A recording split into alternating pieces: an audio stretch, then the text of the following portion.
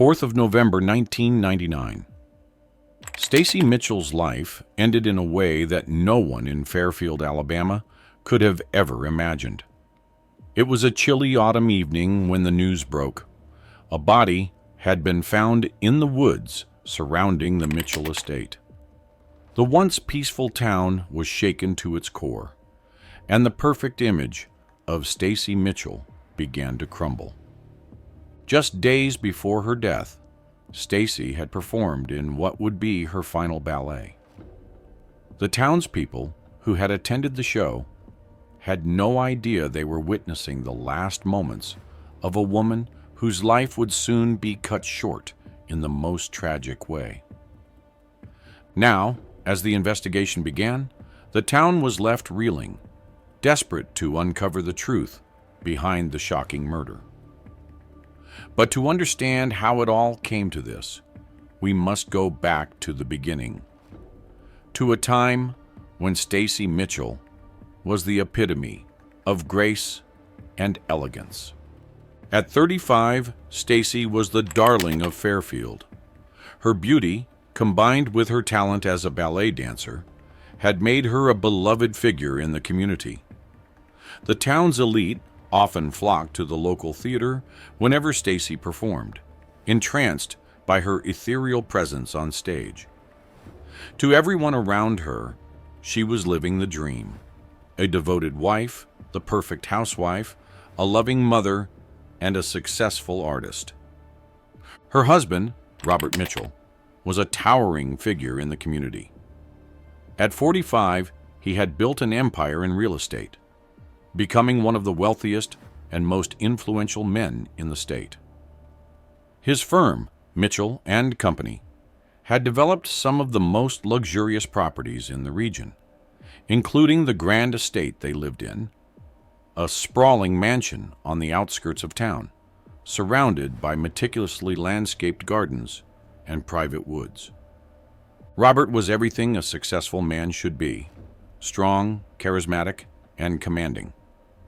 He was known for his sharp business acumen and his ability to close deals that others deemed impossible. His imposing figure, standing at 6'4", with broad shoulders and a deep, resonant voice, made him the kind of man who naturally dominated any room he entered. Yet, despite his formidable exterior, those close to him knew him as a loving father to their 2 children, Emily, aged 10, and Lucas, aged 8, and a devoted husband to Stacy. To the outside world, the Mitchells had it all. They were the picture-perfect family, wealthy, beautiful, and deeply in love. Stacy's ballet career was thriving, with performances that often took her to different parts of the country, allowing her to shine under the spotlights she so adored. Meanwhile, Robert's business ventures were growing exponentially, solidifying their status as one of the most powerful families in the region. But beneath this veneer of perfection lay a hidden truth, a truth that, once revealed, would shatter their lives and the lives of those around them. Father Sean McAllister had been the parish priest at Holy Trinity Church for over 2 decades. In his early 50s, with a gentle demeanor and a reassuring smile, Father Sean was beloved by his congregation. His sermons were always filled with wisdom, and his presence brought comfort to those in need. He had a way of making people feel at ease, of drawing out their deepest fears and helping them find solace. But Father Sean was not the man he appeared to be. Decades earlier, before he had taken on his role at Holy Trinity, he had lived a different life in a different town. Under a different name, he had been involved in a scandal that the church had quietly covered up. A young woman had died under suspicious circumstances, and while the details were murky, there were those who believed that Father Sean had played a role in her death. The church eager to avoid any public scandal, had quickly relocated him to Fairfield, giving him a new identity and a fresh start. In Fairfield, Father Sean had rebuilt his life and became a trusted advisor to many, including the Mitchell family. Robert, who had grown up attending Holy Trinity, had always respected Father Sean and often invited him to family gatherings. The priest had become a close friend of the family, a confidant and a spiritual guide. Stacy, who had been raised in a devout Catholic household, had always felt a deep connection to the church. After marrying Robert and moving to Fairfield, she had quickly formed a bond with Father Sean. She often turned to him for guidance, sharing her struggles and doubts with him during confession or after Sunday Mass. Over time, these conversations became more frequent, more personal, and more intimate. Though outwardly perfect, Stacy's life was not without its challenges. The pressures of maintaining her public image, the demands of her ballet career, and the growing distance between her and Robert had taken their toll. Robert's business required him to travel frequently, and when he was home, he was often preoccupied with work. Stacy began to feel isolated, lonely, and trapped in a life that, while glamorous, lacked the emotional connection she craved. It was during one of these lonely moments that Stacy found herself turning to Father Sean for comfort. What began as a simple conversation soon evolved into something much more. Father Sean listened to her in a way that Robert never did. He made her feel seen, understood, and valued. As their bond deepened, the boundaries between priest and parishioner began to blur. But if they had known the dark consequences their affair would unleash, they might have never crossed that line. The first time Stacy and Father Sean crossed the line, it was late one evening after a particularly emotional confession. Stacy had been performing in a series of demanding ballet shows, and the physical and emotional strain had left her feeling vulnerable. After her confession, Father Sean had offered to walk her to her car. The church was quiet, the evening air cool and crisp. As they stood by her car, their eyes met, and in that moment, the unspoken tension between them became undeniable. It started with a kiss, tentative at first, but quickly growing more passionate. Stacy knew it was wrong, but the thrill of it, the forbidden nature of their actions, only fueled her desire. For Father Sean, the kiss awakened something dark within him, something he had buried deep inside after the events of his past. The guilt was immediate, but so was the overwhelming urge to possess her, to claim her as his own. From that moment on, their affair intensified. They found ways to be together in secret, meeting in secluded spots, in the church after hours, or in Stacy's car parked in isolated areas. Stacy began to create elaborate lies to cover up her absences, telling Robert that she had late-night rehearsals, or that she was staying at a friend's house to rest before a big performance. During her ballet tours, Stacy would often lie about her whereabouts. Instead of performing in distant cities, she would check into hotels with Father Sean, spending entire nights with him, wrapped in the secrecy and thrill of their forbidden love.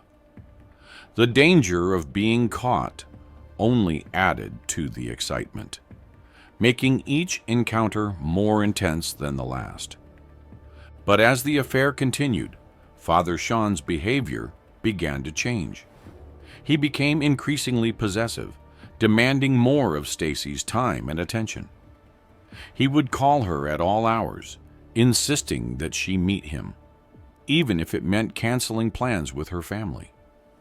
He started to resent Robert, seeing him as an obstacle to his happiness, a rival who needed to be removed from the picture.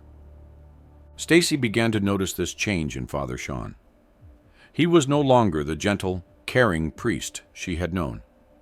Instead, he became more controlling, more demanding, and at times, frighteningly aggressive.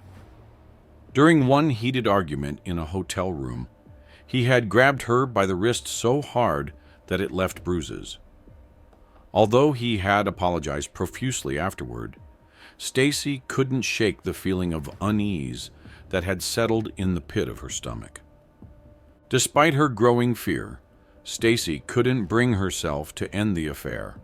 She was trapped, ensnared by her own desires and by the dark charisma of Father Sean. She knew she was playing with fire, but she was too far gone to turn back. Robert Mitchell prided himself on being in control. In his business dealings, he was always the one calling the shots, always the one with the upper hand. He had built his empire from the ground up, and nothing and no one had ever stood in his way. But when it came to his marriage, Robert started to sense that something was off. Stacy had become distant, often lost in thought, and there were too many unexplained absences. She was always coming up with reasons to be away: extra rehearsals, last-minute performances, overnight stays with friends. At first, Robert had dismissed it as part of her demanding career, but as the weeks turned into months, his suspicions grew. Robert wasn't the kind of man to sit idly by while his life spun out of control. He decided to take matters into his own hands. Using his connections, he hired a private investigator to follow Stacy during one of her supposed ballet tours. The investigator, a discreet and experienced professional, was instructed to report back with any findings, no matter how minor. It didn't take long for the investigator to uncover the truth. Stacy had checked into a hotel on the outskirts of town, not alone, but with Father Sean. The investigator provided photos, grainy images taken from a distance, but clear enough to show Stacy entering the hotel with the priest and not leaving until the next morning. Robert was furious. The betrayal was more than he could bear. The woman he had loved, the mother of his children, had deceived him in the worst possible way. And to make matters worse, the man she had been unfaithful with was someone Robert had trusted, a family friend, a man of the cloth. But Robert was not a man who acted on impulse. He knew that confronting them immediately would only lead to more questions, more lies. He needed a plan, a way to catch them in the act, to make them face the consequences of their betrayal. As Robert carefully laid his plans, Stacy found herself sinking deeper into the web of lies she had created.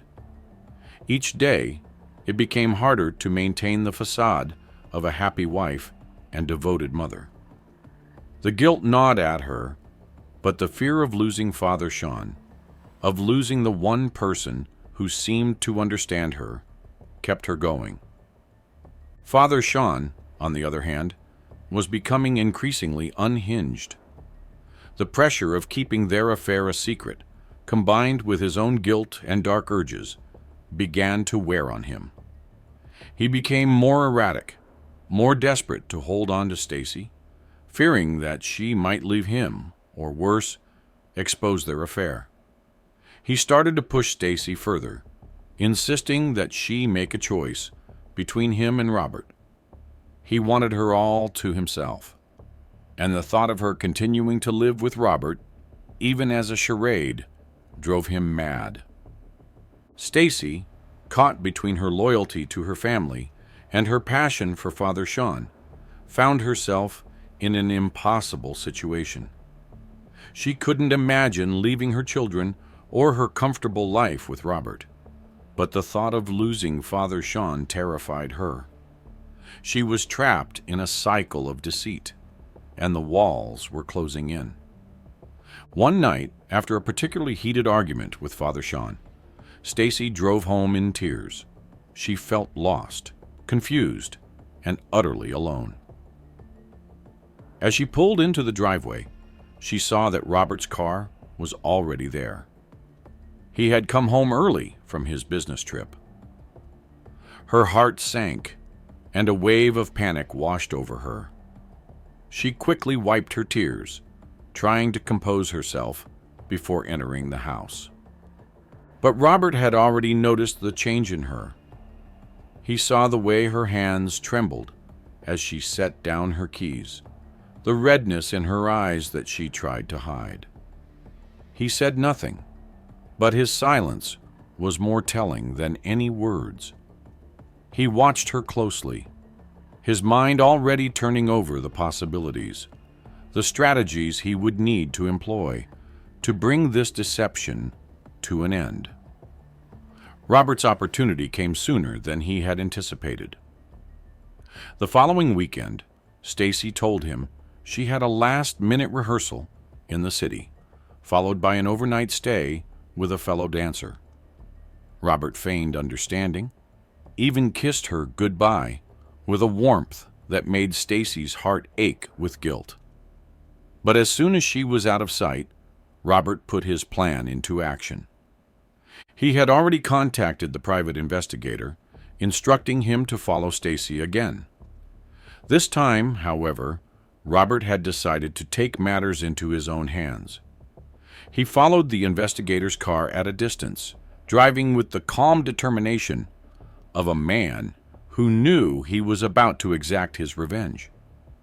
Stacy, oblivious to the danger she was in, drove to a remote hotel on the outskirts of town where she had arranged to meet Father Sean. She parked her car around the back, away from prying eyes, and hurried inside. The thrill of seeing him, the illicit nature of their relationship, still sent a shiver down her spine, despite the growing dread that this couldn't last forever. Father Sean was already in the room when she arrived. He greeted her with a desperate kiss, his hands shaking slightly as they held her close. He could sense the tension in her, the way her body stiffened in his embrace. They both knew they were nearing the breaking point, but neither could find the strength to walk away. As they lay together in the bed, tangled in the sheets and in their emotions, Robert arrived at the hotel. He parked his car quietly, making sure it was hidden from view, and entered through a side door. The investigator had already provided him with the room number, and Robert moved through the hallway with the silent precision of a hunter closing in on his prey. The door to the hotel room was slightly ajar, and as Robert approached, he could hear the murmur of voices from within. His heart pounded in his chest, not with fear, but with the cold, calculated rage of a man who knew he had been wronged. He reached for the golf club he had brought with him from the car, his grip tightening on the handle. Inside the room, Stacy and Father Sean were lost in their own world, unaware of the storm about to descend upon them. They spoke in hushed tones, their words filled with the tension of their situation. Father Sean was pressing her again, demanding that she leave Robert, that they run away together. Stacy, torn and exhausted, was trying to explain that it wasn't that simple, that she couldn't just abandon her children, her life. But Father Sean wouldn't hear it. His voice grew louder, more insistent, as he grabbed her by the shoulders, shaking her slightly. "You have to choose, Stacy. You can't keep living this lie. You belong with me, not him." Before Stacy could respond, the door burst open with a force that made them both jump. Robert stood in the doorway, his face a mask of controlled fury, the golf club raised menacingly in his hand. Stacy's heart stopped as she looked at him, the color draining from her face. Father Sean instinctively moved to protect her. But the sight of Robert's towering figure froze him in place. Without a word, Robert advanced on them, the golf club swinging with brutal precision. The first blow struck Father Sean across the head, the sickening crack echoing through the room as the priest crumpled to the floor. Blood pooled beneath him, spreading across the carpet like a dark red stain. Stacy screamed, but Robert was beyond reason. He turned on her, his eyes wild with rage. "How could you?" he spat, his voice trembling with the weight of his betrayal. "How could you do this to us, to our family?" Stacy tried to back away, but there was nowhere to go. Robert raised the club again, and before she could utter another word, it came crashing down. The pain was blinding, and the world around her dissolved into darkness as she fell beside Father Sean, the life draining from her body. The police were called to the hotel by the manager, who had heard the commotion and feared the worst. When they arrived, they found Robert sitting on the floor between the two bodies, the bloodied golf club resting beside him. He didn't resist as they handcuffed him, his eyes glazed over as if he were in a trance. The crime scene was gruesome. Blood spattered across the walls and floor, the bodies of Stacy and Father Sean lying side by side, their faces contorted in the final moments of their lives. The investigators carefully documented everything, taking photos, collecting evidence, and trying to piece together the events that had led to this tragic end. Robert was taken into custody without incident. He made no attempt to explain himself, offering no defense or excuse for what he had done. The only words he spoke were to ask for his children, a request that was met with silence. The news of the murders spread quickly through Fairfield, shocking the small community to its core. The story of Stacy Mitchell, the beloved ballet dancer, and her illicit affair with the town's priest was the kind of scandal that no one could have imagined. The media descended on the town, eager for every sordid detail, and the once idyllic image of the Mitchell family was shattered beyond repair. Robert's trial was a media circus from the start. Reporters packed the courtroom every day, cameras flashing as they captured every moment of the proceedings. The prosecution portrayed Robert as a cold-blooded killer, a man who had brutally murdered his wife and her lover in a fit of jealous rage. They painted a picture of a controlling husband who couldn't bear the thought of his wife being with another man. But Robert's defense team had a different strategy. They argued that Robert had been pushed to the brink, that he had acted in a moment of temporary insanity after discovering the ultimate betrayal. They highlighted the fact that Robert had been a loving husband and father, a respected member of the community who had never shown any signs of violence before this tragic event. The defense also delved into Father Sean's past, bringing to light the scandal that had been covered up by the church all those years ago.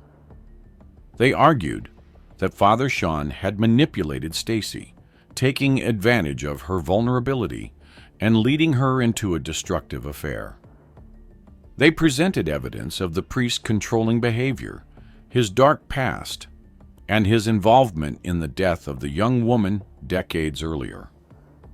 The trial was long and emotionally charged.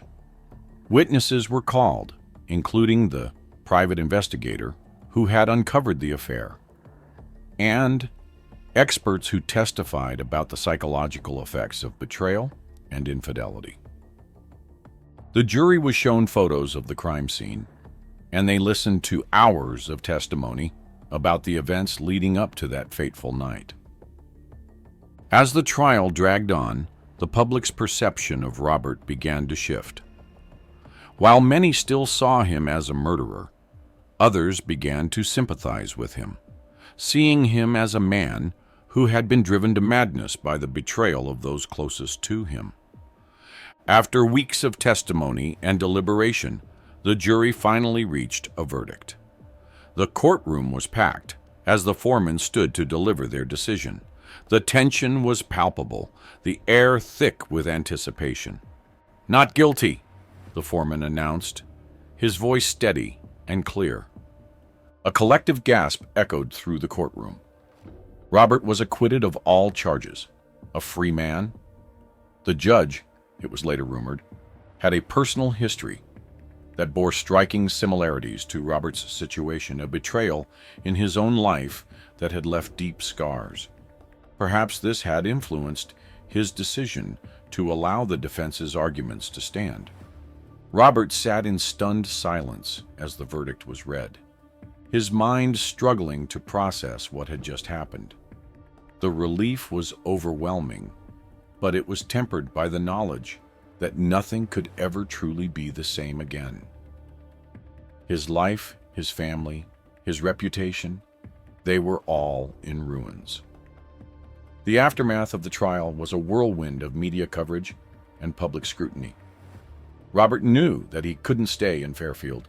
The town that had once been his kingdom was now a place of painful memories and shattered illusions. He sold the mansion, liquidated his assets, and made arrangements for Emily and Lucas to stay with their grandparents in a different state. The children, still young and innocent, had been shielded from most of the horrific details of the events, but they understood that their lives had changed forever. Robert knew they needed a fresh start, away from the shadows of the past. Robert himself became a ghost of the man he once was. The drive, the ambition, the confidence that had defined him were gone, replaced by a quiet, haunting emptiness. He moved to a small, nondescript town far from Fairfield, where no one knew his name or his story. He lived alone in a modest house, spending his days in solitude, trying to come to terms with what he had done. The media eventually moved on to other stories, and the public's fascination with the Mitchell case faded with time. But for those who had been close to the family, the scars remained. The townspeople of Fairfield whispered about the tragedy for years, each retelling of the story adding new layers of speculation and myth. In the quiet of his new life, Robert often found himself thinking about Stacy. Despite everything, he still loved her in his own way, and the pain of losing her, of losing the life they had built together, was a constant ache. He thought about the choices he had made, the moments of anger and jealousy that had led him down a path of no return. He wondered if there had been another way, a way to save his family, without resorting to violence. But those questions had no answers, only echoes that haunted him in the dead of night. In Fairfield, the old church where Father Sean had served for so many years became a symbol of the town's darkest chapter. Attendance dwindled, and eventually the church was closed and the building sold. It was converted into a community center, but the memories of what had happened there lingered in the minds of the townspeople. The community struggled to reconcile the image of Father Sean, the kind, gentle priest they had known for so long, with the man who had harbored such dark secrets. Some tried to move on, to forget, while others couldn't help but feel a lingering sense of betrayal, not just by the priest, but by the church that had protected him. As for Stacy, her legacy as a talented ballet dancer was overshadowed by the scandal of her affair. Her performances were no longer remembered for their beauty and grace, but for the tragedy that followed. The dance academy where she had trained and taught eventually removed her name from their records, hoping to distance themselves from the scandal. Yet, despite the efforts to erase her memory, those who had known her couldn't forget. Some pitied her, others judged her, but all agreed that she had been a woman caught in a web of circumstances that had spiraled out of control. Her story became a cautionary tale, whispered among the young women of Fairfield as a reminder of the dangers of temptation and the fragility of even the most seemingly perfect lives. Years passed, and Robert's life of self-imposed exile continued. He rarely spoke to anyone, his days blending into one another in a monotonous routine of solitude. He had become a man without a purpose, living only because he had no choice. The wealth he had once enjoyed now meant nothing to him, and he gave most of it away, keeping only what was necessary for a simple life.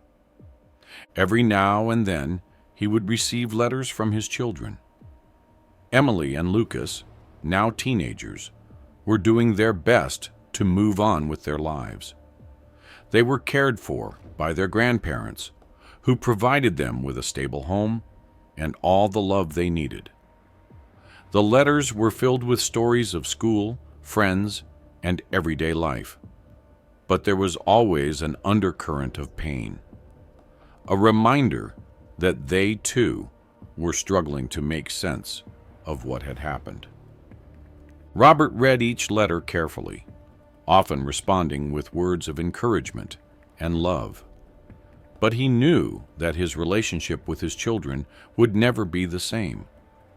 They visited him occasionally, their meetings awkward and strained, the shadow of the past always looming over them.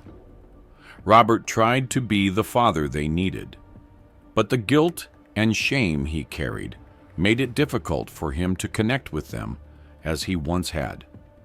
How could Robert have prevented the tragedy that shattered his life?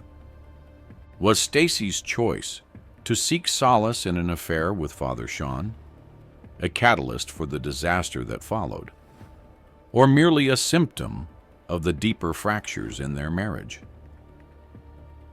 Thank you for joining us in exploring this harrowing tale of love, betrayal, and consequences. Click here for another gripping story of passion and downfall.